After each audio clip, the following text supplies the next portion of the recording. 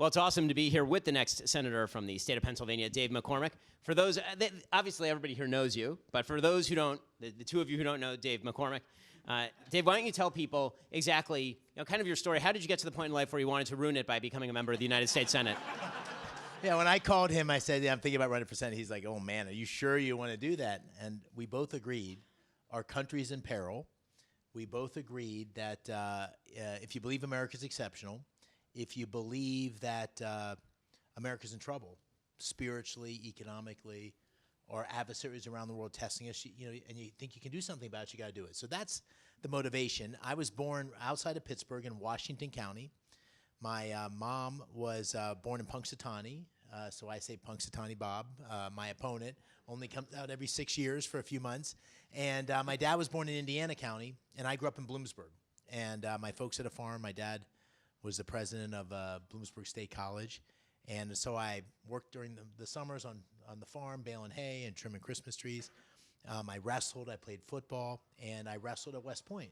Went to West Point to wrestle, wrestled against Pitt a number of times when I was at West Point, won a few matches against Pitt, if I do remember, and then went to the 82nd Airborne Division, went to the Army, Ranger School, did a tour in Iraq, and then came back to Pittsburgh and worked in a startup, which most of you it was long before your time, but it was called Free Markets, and it was part of the first generation of tech startups in Pittsburgh. We took it public, lots of kids from University of Pittsburgh and Carnegie Mellon, and it created hundreds of jobs, about 600 jobs here in Pittsburgh, so it was a big deal. And so that's kind of my big story. I went on to run another company called Bridgewater, worked in the government as a senior official. But I'm 59, I got 6 kids, and I'm almost an empty nester. So I was almost at the point where I had a lot of freedom. I got one daughter left who's a senior in high school. But my wife and I thought about this, and we said, this is the time. And it's really running for your generation, because it's for our kids and for all of you and your kids, because the America that Ben and Ben's a lot younger than me, but the America that we grew up in is not the America that's going to be there for you unless we turn the corner. So let's talk about the America that all of you young folks, young whippersnappers, are growing up in. Yeah, I think that one of the big issues, obviously, by every polling statistic for young people is lack of opportunity, a feeling that there is an inability to get ahead, a sort of lack of hope in the trajectory of your lives, economically particularly. What do you make of the status of the current economy? What are the big obstacles? What are the things you're looking to fix? Well, there's this sort of spiritually, if you look at the generation of this group, your age group, not necessarily the people in this room, a growing number don't believe in the exceptionalism of America, don't believe the American experiment is the most profoundly important one in the history of the world. And that doesn't mean America doesn't have a lot of dark chapters, but it means that by any measure, in terms of bringing individual freedom, religious freedom, bringing people out of poverty through free enterprise, creating opportunity, entrepreneurial opportunity, defending the world against evil, by any measure, again, despite dark chapters, America's been the most exceptional country in the world.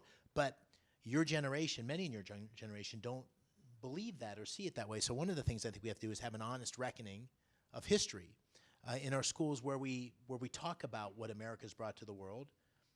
Because if you don't believe America's exceptional, then you don't wake up every morning thinking you got to preserve it, right? So I think that's a starting point.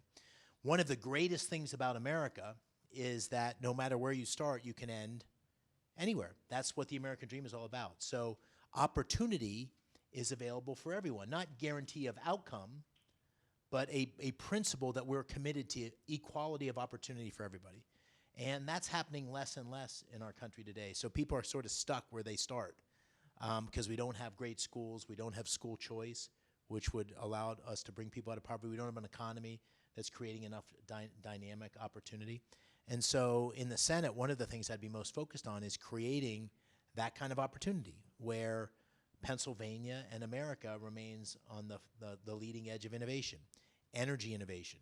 In Pennsylvania, that's huge, right? So energy innovation creates fantastic jobs. It supports big data, which we should have a lot more of here in Pennsylvania. It supports the next generation of technological advances. And the energy revolution is also great for the environment. For those of you that are environmentalists, I'm an environmentalist, right? I believe in the environment. I want to protect the environment. I want to have a great economy that creates jobs for all of you. I want to have security that comes from being the energy dominant country in the world. So right now we have a philosophy under the Biden-Harris Casey administration. I say Casey because he voted 98% of the time with everything they supported. We have an administration that's doing the opposite. It's creating less opportunity. It's spending an enormous amount of money that's creating a new tax. It's called inflation. Inflation is like a 20% tax that all of us are paying right now. It's taking away opportunity because it's having government regulate industry in a much more meaningful way. And it's making it harder and harder for young people to survive. By the way, the other thing it's doing is giving lots of giveaways. It's a socialist ideology which says, the way to have prosperity is you have the government pay for a lot more stuff, subsidize a lot more stuff, regulate a lot more stuff, which is going to kill the very thing that Ben and I were beneficiaries of, which is a dynamic opportunity where if you're successful and you're entrepreneurial, you can have anything in America. We want to create that for everybody.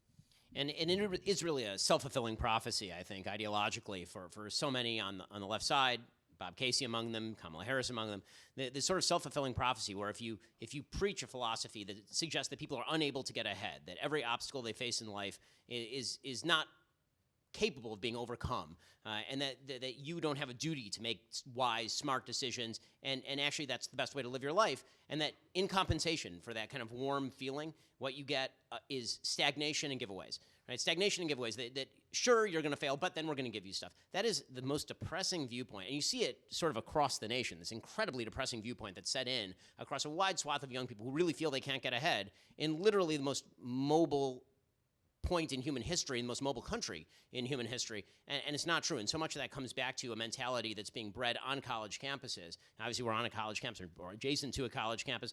Why don't we talk about sort of the ideologies that are being purveyed on college campuses that have resulted in some pretty nasty incidents, obviously, with regard to the Tentifada that you had recently over here and events like that. Well, many of you have experienced it here on Pitt's campus, but October 7th was a really an enlightening moment where the flares went up, and we saw that on many college campuses, anti-Semitism was very pervasive. I'm not Jewish, but I was shocked. I've got 5 kids in college, one on the way, shocked by the degree to which anti-Semitism lurked beneath the surface. Whether you're Jewish or not, that should be a huge source of concern because it's not just anti-Semitism, it's anti-Israel, and it's anti-American. And so when you have these protesters on campuses like University of Pittsburgh, like University of Pennsylvania, that are intimidating, making it hard for Jewish students to study and have the education that they want, not just Jewish students, all students, not just hateful promises of violence, but in some cases actual violence, that's completely antithetical to what the university is supposed to be about, where you can have a free exchange of ideas and have the opportunity to learn safely, feel like you don't have to agree with everything you hear, but you can't be put in a situation where you're actually threatened with violence and intimidated. And it's a violation of campus policy. It's a violation of existing policies here at University of Pittsburgh and at University of Pennsylvania. And it's a violation of the laws and regulations in Pittsburgh and Philadelphia, and nothing was done. Certainly University of Pennsylvania for an extended period. And so I think it was a real wake-up call because I think it was a really devastating reflection on the faculty and the administration in many of these universities. And it was also just a signal, hopefully for all of you and certainly for anyone that cares about the future of the country, that our universities really have embedded in them anti-Semitism, which has to be addressed. But more than that, it's a byproduct of an ideology that defines the world as those who are oppressed and the oppressors. And that Marxist kind of ideology, if you take that to its logical extension, people twist themselves into pretzels to justify unjustifiable things. And the world of opportunity that Ben and I were just talking about before we ever turned to this is a place where opportunity exists based on merit. Opportunity exists based on who works the hardest. And we have an obligation as a society to give everyone that opportunity, regardless of race, creed, color, everything. That is our obligation. That is the American ethos. That is the American dream. we saw a lot of that undermined by what happened October 7th and since then. And when I talk about spiritual decline in America, I don't mean religiosity so much. I mean that kind of spiritual decline where the basic tenets of merit, the basic tenets of opportunity for all, the notion that Martin Luther King had, which a person will be judged by the content of the character, not the color of their skin, that we're losing that. And if we don't have clear moral clarity in leaders who stand up and say, no, that's wrong, this is right, you can't twist yourselves into a pretzel. You can't say, I'm against anti-Semitism and for Israel, but I'll endorse Summer Lee as an example, the congressman that represents everybody that's here tonight. You can't have it both ways. You have to be strong and clear. What's really amazing about Senator Casey on this particular topic is that there is another senator from the other party in this state who actually has been extremely morally clear in Senator Fetterman, who's been really, really good on this particular conflict, and yet Senator Casey has been signally unable to maintain the same position as Senator Fetterman. I said to people, listen, if Senator Fetterman lives not far from where I live, if he and I had breakfast some morning, we'd probably disagree on about 95% of things, because he's got a set of views that, in my opinion, are wacky and socialist and taking us in the wrong direction. But on Israel and on anti-Semitism, he has been a voice of absolute strength and moral clarity. And when people say to me, will you be able to work across the aisle? Absolutely. I'll work with anybody who shares a view for how we need to deal with our country's problems. I'm running as a Republican. I'm a conservative, but I'm running to represent all of Pennsylvania, every single person, whether they vote for me or not, no matter what their party affiliation. And the thing that we all have in common is these problems of skyrocketing inflation, a wide open border, a fentanyl crisis, a war on fossil fuels, crime, which I know you all feel here. I live, a mile from here. I feel it.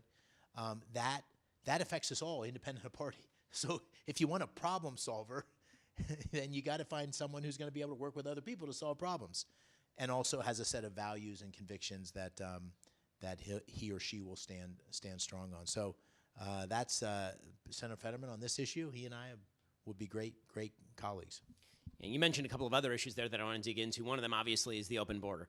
So the Biden-Harris administration has been responsible for somewhere between 6.5 and 10 million illegal immigrants coming into the country over the course of the first 3 and nearly 4 years of the administration.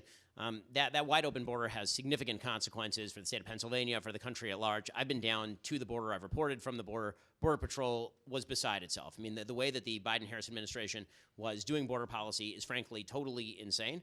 We drove with a film crew for about 20 miles along the border. We didn't see a single Border Patrol agent. And the reason for that is not because there aren't Border Patrol agents down there. It's because the way that Joe Biden and Kamala Harris had been delegating those agents was essentially Mexican drug cartels, which do in fact control large swaths of the border with Mexico. I mean, such that when I was actually there sitting, there was a Mexican drug cartel drone that flew right above us on the American side of the border. And I asked the Border Patrol, I thought it was an American drone. I said, is that ours? I said, no, that's the drug cartels. I said, why don't you just shoot it? He said, you have to have explicit permission from the Secretary of Homeland Security to shoot down a drone coming from Mexican drug cartels on the other side of the border. I said, what's it doing? He said, well, they're monitoring us. Right? They're monitoring us because we are the Border Patrol, and they're making sure to see where we are on the border. What they do is they would drop off a giant truckload of illegal immigrants, and then because of the way that the policy was structured, essentially, the Border Patrol had been tasked with going directly there, picking up all the illegal immigrants, processing them, and then letting them into the country within 72 hours. This served 2 purposes. 1, all those people pay the drug cartels, and 2, that then clears the entire rest of the border while they process it so people can smuggle fentanyl into the country. I mean, you're watching the consequences of the border in the state. It's crazy. I want to call out James Hayes. James just walked in here. He's running for Congress. He's running in this district.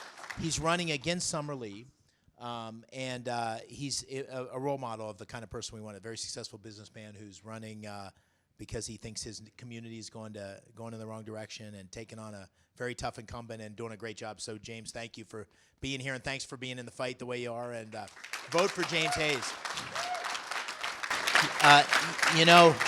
I mean, the border situation, first of all, we are a nation of immigrants. We're a nation of immigrants. I'm married to an Egyptian woman who immigrated from Egypt when she was 5, and became a legal citizen, came to our country legally. So we're a nation of immigrants, and we can't lose that. That's part of what's made America the most vibrant society in the world. All the talent is that bright shining light on the hill that other people want to come to. We are a beacon of hope, but we're also a nation of laws. And so don't get confused between the need to have immigration reform and an immigration system that welcomes the best and the brightest and does that thoughtfully to make America stronger. That's better for, and also the need to secure our border in a way that stops this dramatic inflow of illegal immigrants that are undermining our economy, our security. It's a national crisis. And like Ben, I've been there a couple times the last 2 years. I've been there more than the border czar or Senator Casey, for that matter. I don't think he's been there in at least a decade. And what I saw there was truly shocking. I went to Yuma, Arizona, and Ben can attest this. I was at 2 in the morning with the Border Patrol, and I'm driving along the border. The wall is quite impressive. Anybody that thinks they can climb the wall, I'd like to see it. It's a hell of a wall. But the wall stops. And 300 yards away is a storage area where you have steel that's stacked. We paid for the steel, we paid for the labor, and it was all stopped on day 1 of the Biden administration. And so in the middle of the night, this is 2 in the morning, I'm standing there where the border wall stops, and 50 people walk across the border. 50 people. And in that group, there were 5 military-age men from Syria. There were people from a number of other countries, and they would get processed by the Border Patrol, and within 2 days would be loose in the economy with an idea that they may come back for some sort of asylum hearing, 6 months, 12 months, 24 months. So while I understand the motivation that many people would want to come to America, I understand that, but we can't have a legal entry be the path to that. And what's happened as a consequence of that is huge problems for our national security. So embedded in those 10 million people are many hundreds, perhaps thousands, that are on the terrorist watch list. 200 apprehended last year that were on the terrorist watch list. We had 28,000 that were identified by Department of Homeland Security in a recent memo that came out. This is what the government counted. 28,000 that were convicted murderers or rapists that were knowingly released into our country. And we've had this huge scourge of fentanyl, which has killed 4,000 Pennsylvanians last year and 116,000 Americans. And all of you people that are here on campus, if there's one thing I want to leave you with, I've sat down with fentanyl families in the last couple of weeks twice. These are people that lost kids, most of them your age. And it's heart-wrenching. It's like, imagine your mom and dad talking about you, and it's like somebody reaches down your throat and pulls your heart out. It is terrifying, but here's the one common theme. Almost 80% of the time, the kids that took it didn't know they were ingesting fentanyl. Very few were consciously trying fentanyl. It was laced into marijuana or some other sort of what they thought was an over-the-counter, sleep aid or whatever. So it is a true poison. But I want to put it in perspective for you. 4,000 Pennsylvanians, 116,000 Americans. So if any of you studied the Vietnam War, unbelievably controversial. It was before Ben's time. It was just in my lifetime when I was a kid. We lost 58,000 Americans in 8 years of war in Vietnam. It was the most controversial, polarizing moment in our country's history because of the death toll, 58,000. We had 2 Vietnams last year. 2 Vietnams from fentanyl. So this is where I agree with Ben. We need to secure the border with the wall and Border Patrol. I think we need to identify the cartels as terrorist organizations. We need to use our military selectively to go across the border, take out the manufacturing facilities for fentanyl, take out the distribution network. It takes 2 to 3 days from the time the fentanyl comes across the border, it's highly concentrated, to get into Pennsylvania. Comes down Route 76, Route 80, Route 81, into communities like Bloomsburg, where I grew up. We got to stop it. And it's going to we need to work on the demand side. We have a demand problem. We have a mental health illness problem that is tied to fentanyl abuse. We have a harm eradication problem. Hopefully there's lots of Narcan available for all of you and our early responders. But most of all, we need to reduce supply. And the only way to do that is to go after the cartels, go across the border. And listen, this is one of those problems that has grown, and everybody that's been in government's culpable. And it's grown dramatically under Biden, Harris, and Casey because the border's been wide open, and this fentanyl comes across legal entry points and illegal entry points. So it is a national crisis. So when people say, I disagree with them sometimes, when they say we shouldn't support Ukraine, which I disagree with that. I think we should support. When they say that we shouldn't spend more money on foreign affairs or other things, I understand the sentiment, even though I might not agree with it, because we have a war going on here at home that's right in front of us that we could stop overnight if we focused on it and gave the resources, and this is where our leadership's failed us. So you mentioned foreign affairs right there, and the truth is that issues that are supposedly domestic are connected to foreign affairs. One of those is, for example, fentanyl, which the precursor chemicals to that are being shipped over from China. Joe Biden suggested at one point that he had made a deal with the Chinese to stop the shipping of actual produced fentanyl, and they would stop producing it directly in China. So China did it the smart way. What they did is they started shipping precursor chemicals over to factories that are in Mexico, producing it in Mexico, and then shipping it across the border with the help of the Mexican drug cartels. When it comes to foreign affairs and foreign threats, the current administration, with the help of Bob Casey, has been unbelievably weak. When President Trump left office, the world was a significantly more peaceful place. There is, by no measure, is it possible to argue with that statement. When you look at the current state of foreign affairs, which do you identify as sort of the chief threats, and how do you change the approach of the United States in the Senate toward those threats? Yeah, well, my motivation, I ran for the Senate in 2022 and lost in the primary by 900 votes, which is a tough way to lose, 1.5 million votes cast. But one of the things that was... So, guys, you need to vote, right? Yeah, you need to vote. Really small You margin. all could have fixed that right here. But the thing that motivated, sort of the straw that broke the camel's back last time for me was Afghanistan. The withdrawal from Afghanistan, which was such a show of, even if one agrees, which I think is a reasonable argument that we should have withdrawn from Afghanistan. So I'm not debating that point. But the way that was done, the feckless way, the incompetent way, the fact that we lost 13 men and women, the fact that we withdrew from Bagram Air Force Base and gave the Taliban and ultimately the Chinese tens of billions of dollars of military equipment, the fact that we lost our intelligence capability, which was focused on Pakistan, which has real risk from terrorist elements within that society, was just a debacle of the highest order. But what it did was it sent a signal to the world that America's weak. And all of you can remember the basic lessons of the playground. They apply to foreign affairs. Whereas if the bully thinks you're weak, they're going to push you. And so what happened is that the bullies think we're weak. So Putin's invasion of Ukraine was a direct reaction to the failure in Afghanistan and some of the signals that the Biden administration gave. The approval of the Nord Stream 2 pipeline, as an example. The fact that, a day or two after the invasion, the overture from the U.S. government to Zelensky was, let us send a plane so you can go and hide.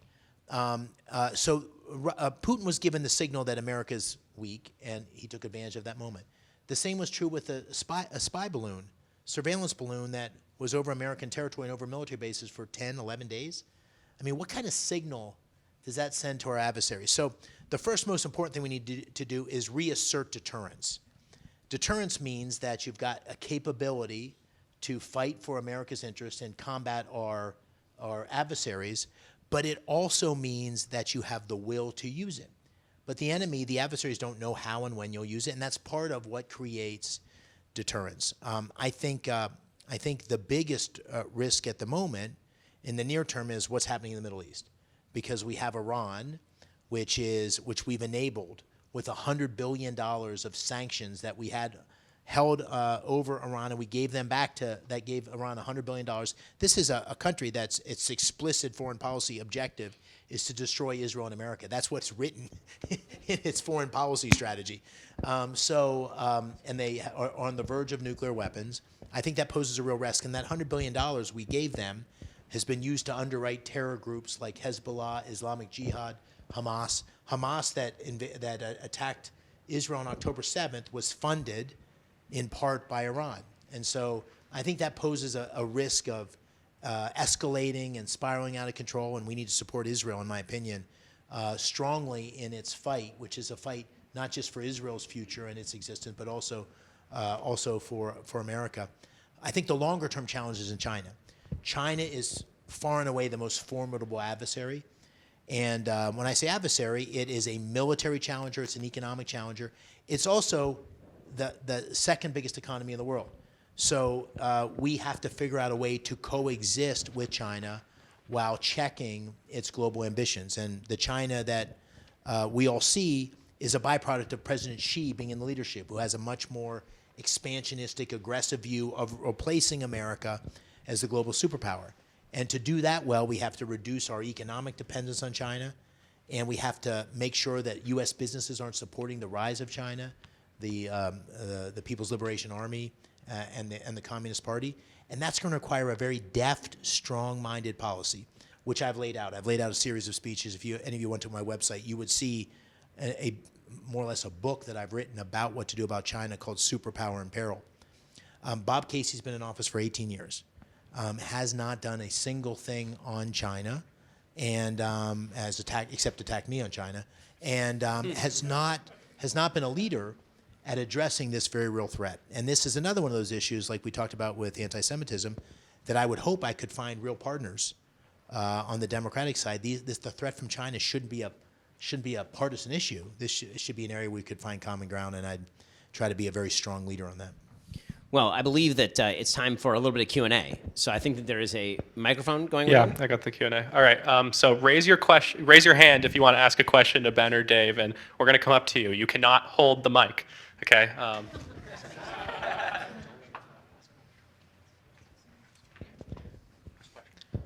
Hi, Dave, and hi, Ben. It's an honor to see you both. So I just want to know, from both of your standpoints, what would you say about climate change and the environment? And Dave, especially, what are you going to do when you win this election on climate change and the environment in the Senate? I'll go real fast on this. So I believe that climate change is a real thing, and I believe man-made activity contributes to it. So I think it's a serious thing we have to deal with. But I think the way the Biden administration has dealt with it, and Senator Casey supported this every step of the way, is completely upside down. So I think we need to be energy dominant. I think the way to be because it's critical for our national security, it's critical for our economic well-being, and it's critical for the environment. I think we should embrace all sources of energy. So I'm a big fan of nuclear energy. I'm a big fan of solar and wind, but I don't think we should subsidize them with hundreds of billions of dollars, which is essentially a frontal assault on fossil fuels. And I think within fossil fuels, and particularly within Pennsylvania, lies the secret for dealing with global carbon emissions, because our natural gas reserves in Pennsylvania are the 4th largest natural gas reserves in the world. Pennsylvania were a country, we'd be number 4. And the reason carbon emissions in America have declined by something like 15% over the last decade is because of the fracking revolution. And that natural gas has replaced other forms of fossil fuel energy that are much more carbon intensive.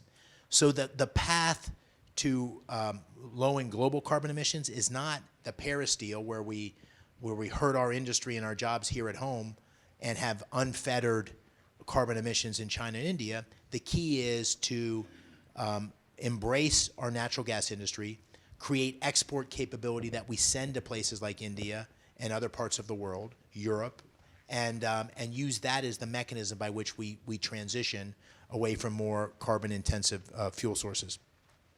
The Biden administration and Bob Casey supports every step of the way is completely backwards on this. They've hurt our national security by constraining natural gas production. They've hurt our environment because natural gas is the key to reducing global carbon emissions, and they've hurt jobs here in Pennsylvania. You don't have to ban fracking to ban fracking. You just have to put on a lot of red tape, a lot of liability. You have to make the cost of capital for you finance people much more imposing. You have to create uncertainty, because when there's uncertainty, private sector guys don't want to invest. That's what the Biden administration does. And by the way, they made us more dependent by a lot on China, because the lithium batteries and the solar panels we need for the green revolution here at home are all made in China. By the way, because we have lithium here, we just can't get it out of the ground because of the environmental radicals. So I think this is an issue where I would love to have a debate with Bob Casey or any other Democrat, because I think their policies are hypocritical. I don't think they're helping people. I don't think they're solving climate change. I think they're hurting Pennsylvanians, and I think they're hurting our security. And they don't have good answers in that. I think Republicans do. What he said.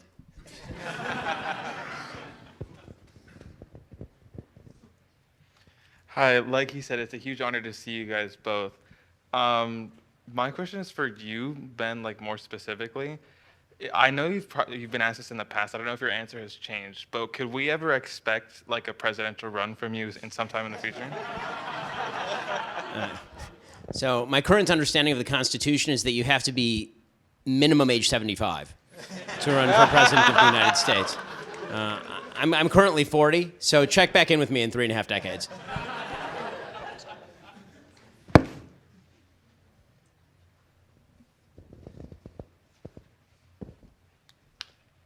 All right, so first of all, thank you guys so much for being here. I know it's obviously coming down to the wire here, so I really appreciate you guys coming out.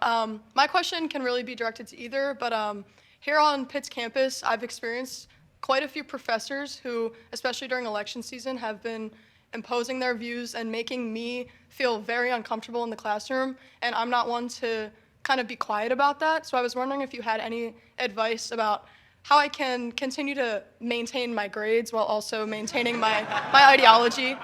So yeah. Sure. So I can start with this one because I've gotten this one for years. So do you guys have, when I was at UCLA back in the day, we had these things called blue books. Do you have those here? That basically you write your tests anonymously, right, by student number. Okay, so on those tests, write like a communist, get an A. And then say what you want in class. That was my solution. It worked out well for me. I graduated summa from UCLA and then went to Harvard Law School, so it worked out fine. I don't think that you need to make your future subject to the whims of a professor grading you down because of your viewpoint. You're here, that's just the reality of the situation. Now, with that said, the other thing that you can do, is one of my mentors, Andrew Breitbart, once suggested, is that if you have a cell phone, you're now a journalist. And that means that if your professor says something that really is newsworthy, you can get it to a place like Daily Wire, and we will certainly embarrass your professor. And we will also embarrass the administration that hires that professor if what they're saying is particularly egregious. That seems like the best strategy to me. Yeah, I'd say just one word on this. So when we were coming into Oakland earlier today, our bus pulled in and I got out, and somebody went around the corner in a car and stuck their finger up and said, "F you!" And I turned to the team and said, "I'm going to put that person down as undecided." So listen, we got a lot of people on the left that are undecided. They think they're decided, but I mean this, and I tell my kids this: until you can argue both sides of the issue, you're not fully informed. So I want to encourage you to try to see both sides of the argument, really engage intellectually. But then I think what you're going to discover is the bankruptcy of many of the ideas. I've just tried to share this on the environment, but you'll see the bankruptcy of many of the ideas on the left. And so rather than dismiss it out of hand, I would ask you all to seek enlightenment, because I think the strongest conservative voices are the ones that truly understand the issues and both sides of it. Ben's the perfect example. Ben can argue both sides of the issue. He has the confidence that only comes when you're really deep on it. And we are on the high ground in terms of the quality of our ideas. We've got a proven history, the benefit of free enterprise. America was founded on the very notion of meritocracy, right? These basic tenets that are being chipped away at by this Marxist ideology run counter to history. Right? This has been tried over and over again. Bob Casey's proposing price controls. It's like he just came up with this idea that, the government should set the prices. This has been tried over and over. It's tried in communist Russia. It was tried in Cuba. It's been tried in Venezuela. It was tried in America and was turned around in a matter of months. This will fail. These ideas, we thought they were in the dustbin of history. They've been resurrected. They will find their way into the dustbin of history again. So while I agree as a practical matter, you got to do what you got to do, but be students and to be the strongest advocates for getting the country you want. It's for you, remember. You're going to have to be able to really engage, and you are on the right side of things. You have the benefit of history and you have the benefit of righteousness, so don't be afraid, because I think too many of us can be cowed by an environment where the majority of people disagree, and I think over time you'll see that the ideas we're talking about will prevail. And I'll just give you a quick anecdote because I'm so much older than Ben. But in 1979, 80% of Americans, just like today, thought the country was heading in the wrong direction. And we had Jimmy Carter as the president, and we had malaise, and we had inflation that was 18%. We were in a recession. Iran had taken our hostages. Sound familiar? And we thought we were losing the Cold War to the USSR in 1979. 80% thought we were heading in the wrong direction. 1983, I'm a plebe at West Point. I'm walking through that great campus. It's 1983. The economy's on fire.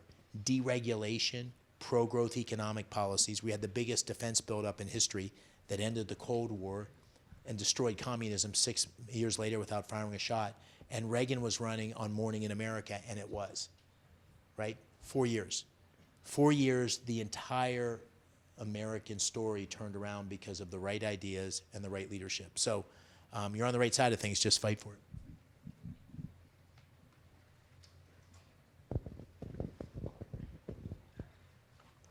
I have a question for mainly Ben, but my question is, for younger people such as myself, how do we go against or convince younger people who believe in like anti-gun agendas and strong BLM type stuff that they're wrong and that they've been miseducated by their professors?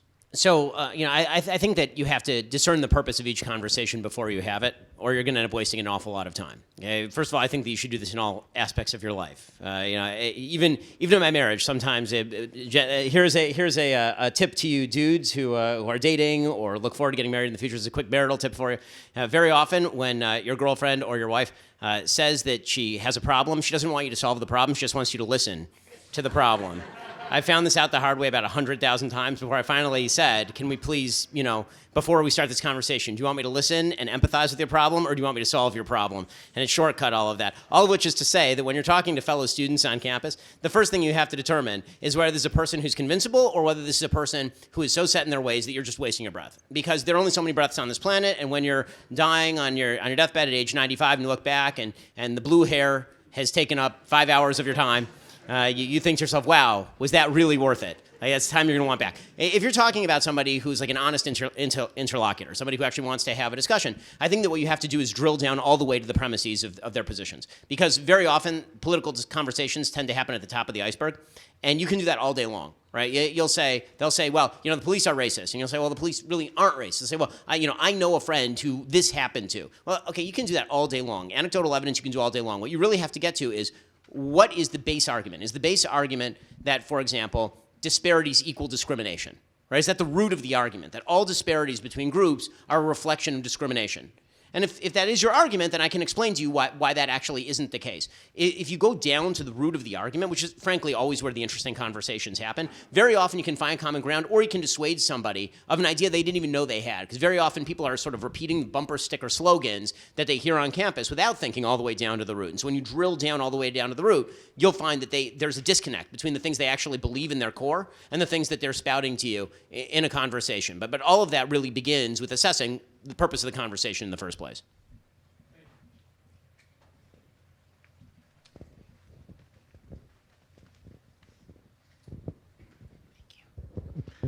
Okay, I'm probably older than both of you. And it's very encouraging to see true leadership, so thank you. Thank you so much. I was born in Havana, Cuba. And my parents were Americans reading the New York Times. They voted Castro in. What do you suggest for the rest of us who are just wondering, what do we do with this media? Who's trying to tell us what to do? And just really, like, how do you, the media is just, you just hear such crazy things these days. And when my 93-year-old father watches the news, he looks at me and he says, it's happening all over again.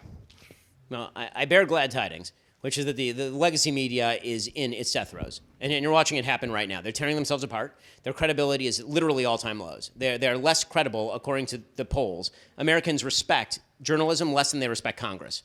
That's how low the ratings are. That's saying something. Yeah.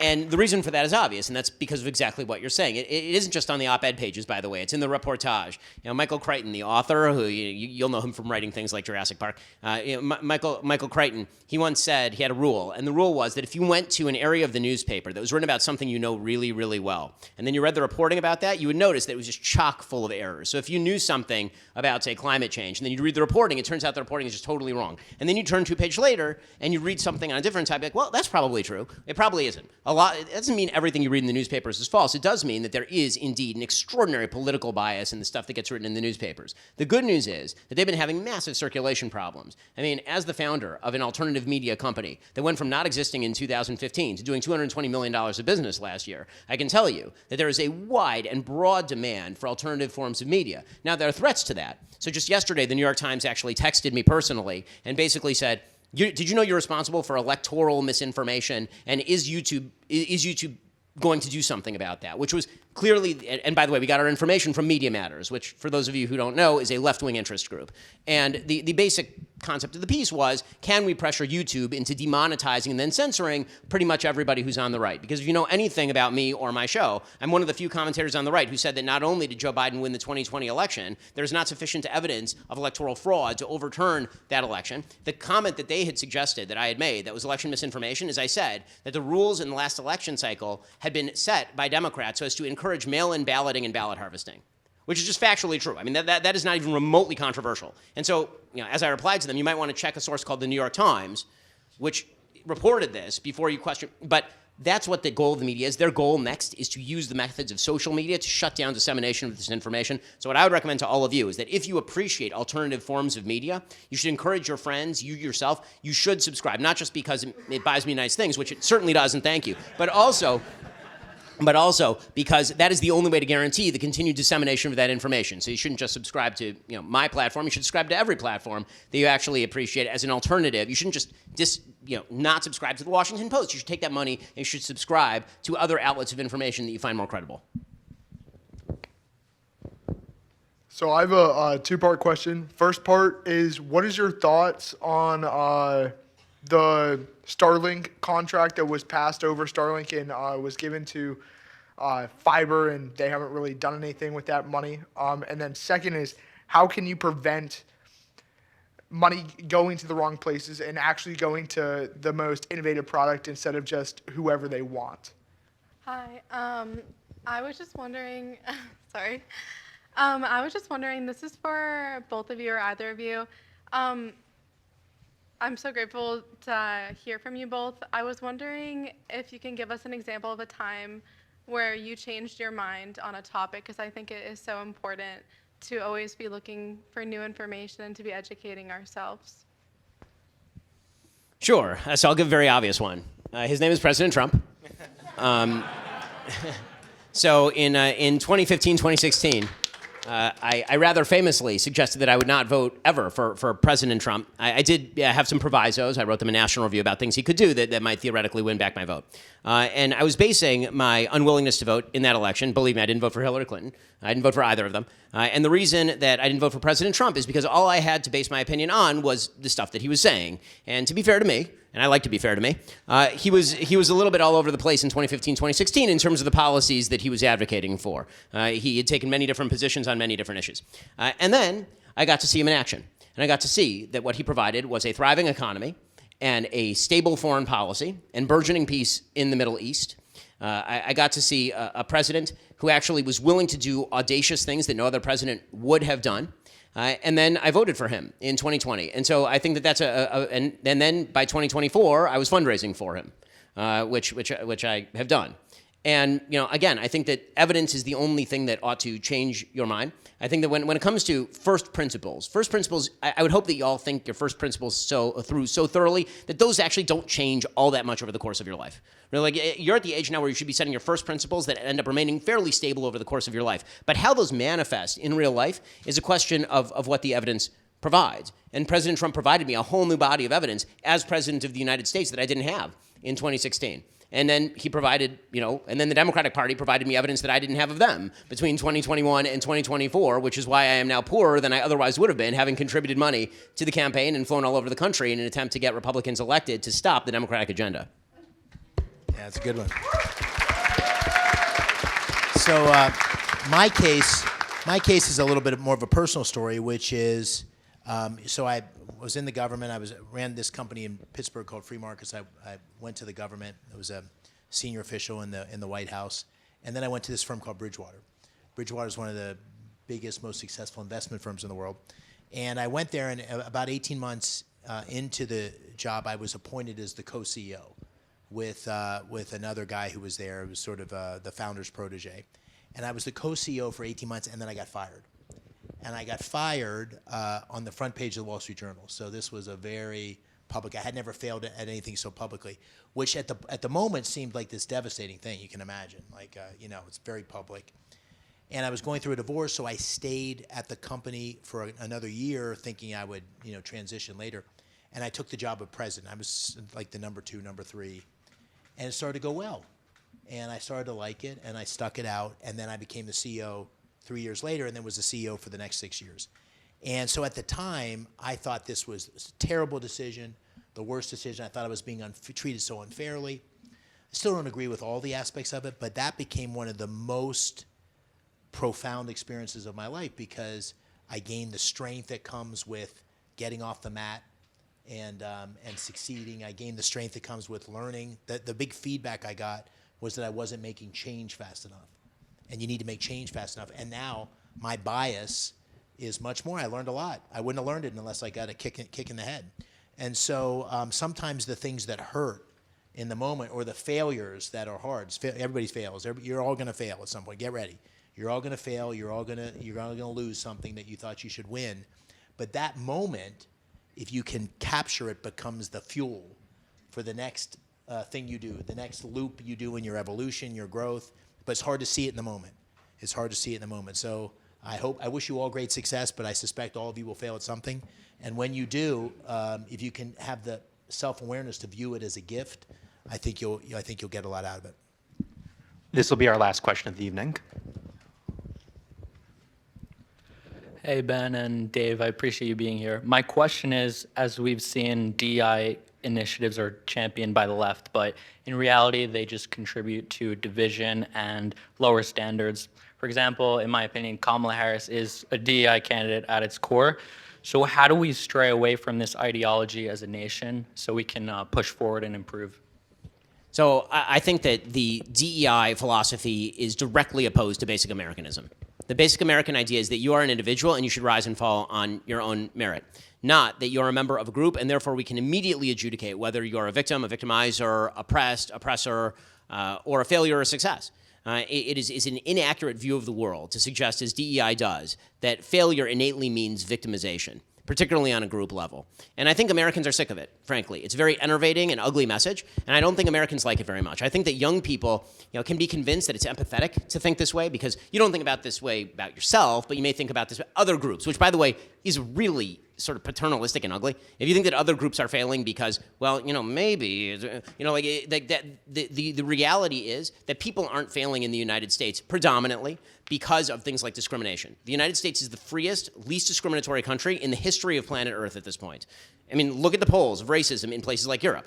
Look at the polls of racism in places like Asia. I mean, it's very, very real in other parts of the world. One of the things that I find so amazing about young people in the United States is they seem to think that the rest of the world doesn't exist.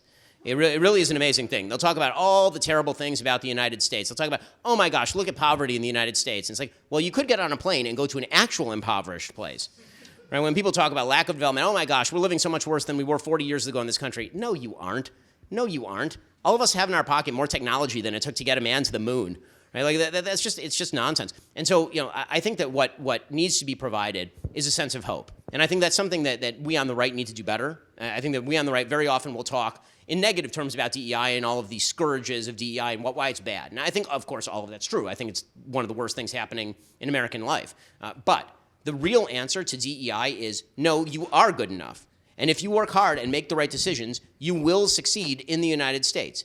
And if you fail, you probably ought to look in the mirror rather than looking out the window. There's a basic management principle that suggests that the best managers are people who, when they fail, look in the mirror as opposed to looking out the window at somebody else to blame. By the way, the same types of people, when they succeed, they tend not to look in the mirror. They tend to suggest that it's actually all the other lucky things in life that have made them succeed. There's a certain humility that I find in a lot of successful people because of that. They think, okay, well, I took advantage of an opportunity. Without that opportunity, I wouldn't have been able to actually do the thing. But that's available to everyone. It's available to young people. Now, this is such an unbelievably amazing country. It really, truly is. I mean, it really is. I know a lot of billionaires, like really a lot of them. And the vast majority of billionaires I know, like the vast majority of them, did not inherit their wealth. In fact, I know many more billionaires who grew up almost dirt poor than I knew who grew up actually quite wealthy. And there's a core assumption that DEI is built upon, which is that if you're successful, it's because you inherited your wealth from your parents or something. And you see that projected. I get this all the time, by the way, right? Now I'm successful, and therefore I must have grown up in the lap of luxury. Well, I was privileged. I had 2 amazing parents in a stable household. That is like the chief privilege that you can have in life.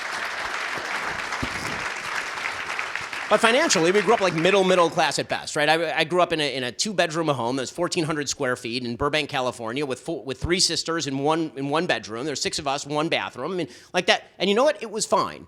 You know why it was fine? Because we all knew that if we made the right decisions, we would have better lives. And that's still true. It's still true. And don't let anyone in America, right or left, you see it on the right too, no, don't let anyone lie to you about this. Don't let anyone lie to you and tell you that if you work hard and make the right decisions, you are bound to fail in the United States, because it's a lie. It's a lie about America, and it's a lie about you.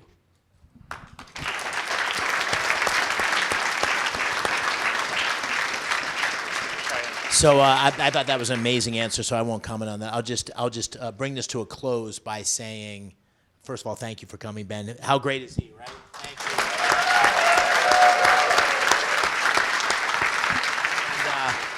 And listen, thank you for coming out. Thank you for engaging. Old guys like me have heard it forever, the most important election of your lifetimes, but I think this one is. This is certainly the most important of my lifetime, because I think the future, 2 very stark differences between a future under Kamala Harris and Bob Casey and this liberal ideology that cuts against everything that Ben just said, versus a common sense policy and leadership with moral clarity and moral courage that's going to stand up and fight for the basic fundamental tenets of America, which is meritocracy, free enterprise, opportunity for everybody, judged by the content of your character, not the color of your skin. That is the America that we love, the America that we've known, the America that's given us all the blessings we've had, and we wish it for all of you. Go out and vote. Let's change the direction of the country. Thank you so much for being here.